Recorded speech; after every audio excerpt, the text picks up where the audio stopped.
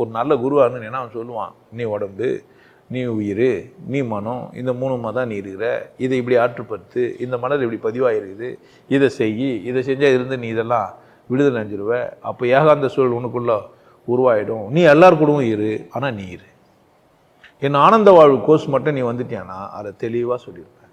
Clean ஒரு பிரச்சனைகளெல்லாம் சொல்லி கொடுத்துருவேன். நான் யார், துன்பம் ஏன், உடம்பு எப்படி உருவானது, வாழ்வது எப்படி, முழுமையான நான், சமாதி கிளியராக சொல்கிறேன். ஒரே நாள், ஒரு நாள் உங்கள் வாழ்க்கையை படிச்சுட்டு போயிடலாம். படிச்சிட்டிங்கன்னா ஆமாம் நீங்கள் மட்டும்தான் இருப்பீங்க, எல்லோரும் கூட இருங்கன்றேன் நான். ஆனால் நான் அதுதான் ஏகாந்த சூழல். ஏகாந்த சூழல் எங்கே இருக்கும்? அவன் உள்ளத்தில் தான். அவன் உள்ளத்தில் ஏகாந்த சூழலை கண்டுபிடிச்சிட்டான், வாழ்ந்துட்டான்னா அவன் எப்போவுமே வாழ்ந்துனுக்கு ஏகாந்தவாதி தான் அவன். ஏன் அவரா ஏகாந்தமாக இருப்பாருங்க? ஏன் ஏகாந்தமாக ஏங்குறாரு? அவர் தேவையை கொண்டாடுவார். சரக்கு ஊற்றி வச்சுருப்பார், பக்கத்தில் சைட் டிஷ் இருக்கும், போட்டு சாப்பிட்னு இருப்பார்.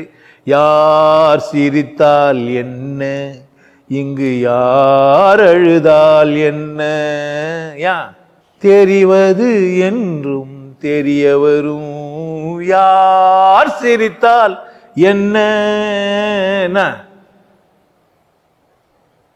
இவர் சரக்கெல்லாம் அடிப்பார், இவர் குரு கிடையாது. வானான்ற இன்னும் குரு ஏற்றுக்கிறேன் சொல்லுங்க. வானா சார், வானான்ட்டு ஆனால் ஆளுங்களை கூப்பிட்டுங்கிறீங்க, சேர்த்துங்கிறீங்க.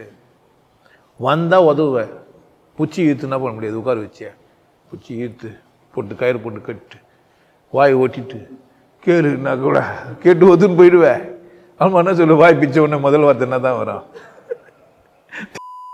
என்ன பூச்சி கட்டி போட்டு சொல்லுவே சொல்ல மாட்டி. உனக்கு சுதந்திரம் கிடைக்கும்போது என்ன ஆகுவ?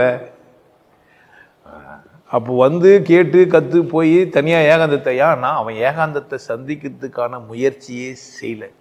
அவனா நினச்சினான்னா ஒரு குரு கிட்ட போய் இருந்து அவரை கூட பழகி அவர் பெனிஃபிஷியராக இருப்பார், அந்த பெனிஃபிட்டை நம்ம அனுபவிச்சுக்கலாம், அவ்வளோதான். அனுபவிக்கிறதுக்கான வாய்ப்பு இல்லைன்னா ஓடிடுறான், அவ்வளோதான்.